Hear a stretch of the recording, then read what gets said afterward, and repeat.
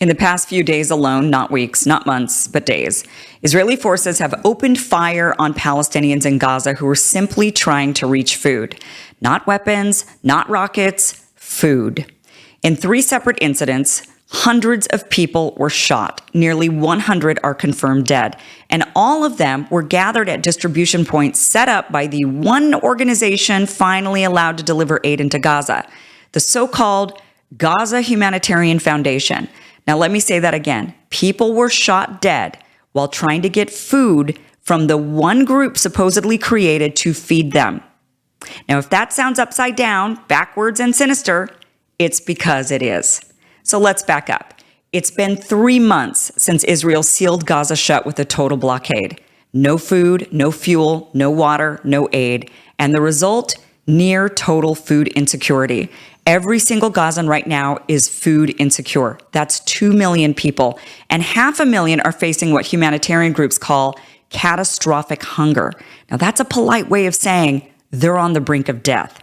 According to the UN, almost every child in Gaza is at risk of famine.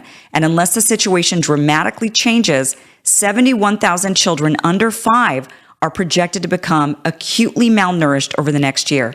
Think about that. That's an entire city's worth of toddlers wasting away. And more than 24 children and elderly have already starved to death. Those are just the ones we know about. Many deaths aren't even recorded because there's no functioning system left to document them. So again, why are people being gunned down at food sites? Well, because the aid sites are controlled by a brand new, made-up organization that no one's ever heard of until just recently, the Gaza Humanitarian Foundation. Sounds noble, right? But it's not some grassroots charity. It wasn't founded by aid workers or UN officials. Nope. It was created by Israel just a few weeks ago, with the full support of the United States, of course. That's right. After 3 months of deliberately starving Gaza's population and facing mounting pressure from international allies and even Washington lawmakers who said, quote, "We can't keep backing you if images of dead children keep flooding our screens," Israel came up with a workaround, a controlled humanitarian group, not an independent one, not the UN, not Doctors Without Borders, not World Central Kitchen. No, these groups were either kicked out, bombed, or labeled as Hamas. Instead, Israel decided to build its own humanitarian organization, funded by Mossad and the Israeli Ministry of Defense. What could possibly go wrong? According to former Israeli Defense Minister Avigdor Lieberman, and this is a quote, he says, quote, "The money for humanitarian aid comes from the Mossad and the Ministry of Defense, hundreds of millions of dollars at the expense of Israeli citizens." Now, that's not a conspiracy theory. That's their own guys saying it. So what was the goal here? Simple. Control. Control how much food gets in, control where people go to get it, control who gets fed and who doesn't. This wasn't just about feeding Palestinians. It was about managing the optics, barely keeping people alive so the headlines wouldn't get too uncomfortable. And the numbers don't lie. Before the war, the UN ran about 400 food distribution sites throughout Gaza.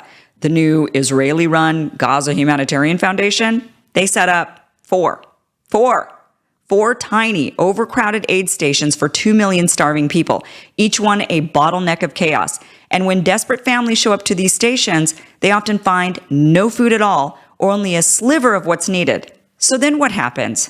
Panic, desperation, stampedes, and Israeli snipers and soldiers already positioned around these humanitarian sites open fire. This isn't an accident. It's not a tragic misunderstanding. It's by design. The Gaza Humanitarian Foundation is not a humanitarian organization. It's a military intelligence operation. It's a cage, a trap, a way to funnel starving civilians into tight, controlled zones so they're easier to manage and easier to eliminate. And now, after the bloodbath it helped create, the Gaza Humanitarian Foundation announced it's suspending all aid. That's right. Just 10 days after it started, the whole thing is shutting down because too many people were being killed trying to access the non-existent food. So what now? The blockade remains, the famine worsens, aid groups are still locked out, and the few efforts that did exist, corrupt, manipulated, militarized, have now vanished. So Gaza is starving, literally, and those who try to eat, those who gather at the few remaining places where food might exist are met not with bread, but bullets. And we're supposed to call this a humanitarian effort? This isn't a tragedy. This is a calculated crime, and the world needs to stop pretending it doesn't see it. So here's a great story. A lady named Phyllis walked into a neighborhood pharmacy in Colonia, New Jersey, and she asked the pharmacist for an antioxidant cream for her wrinkles. And the pharmacist said, "I'll compound one for you. Come back tomorrow." So Phyllis used the cream for 3 days. She went to her dermatologist appointment, and the doctor, just looking at her, believed she had work done. And Phyllis ended up telling everyone about the pharmacy and the pharmacist who made the magical cream. And that's, believe it or not, how Genucel skincare was born. That was 25 years ago. Genucel has shipped millions of orders, yet they still have the same philosophy of antioxidants, the same natural base, and the same chef in the kitchen. That's why I really like the Genucel XV cream. It is a great daily moisturizer, and over time, you really will see a difference in your skin.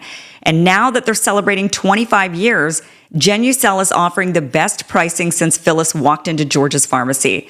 Save an extra 50% off membership pricing on Genucel's complete skincare package, featuring their under-eye bags and puffiness treatment, jawline sculpting treatment, and immediate effects for results in minutes, just minutes. It's really amazing. Look 5, 10, even 15 years younger, guaranteed, or your money back. Go to Genucel.com/Kim, Genucel.com/Kim. Every order includes free shipping, and use Kim at checkout for an extra discount. Again, Genucel.com/Kim, Genucel.com/Kim. Thank you for watching this clip from the full Kim Iverson Show, which you can catch Monday through Friday, 2 p.m. Pacific, 5 p.m. Eastern. We do live stream it every day. It's a 1-hour show. You can catch it. It is totally free. Just go to KimIversonShow.com. See you there.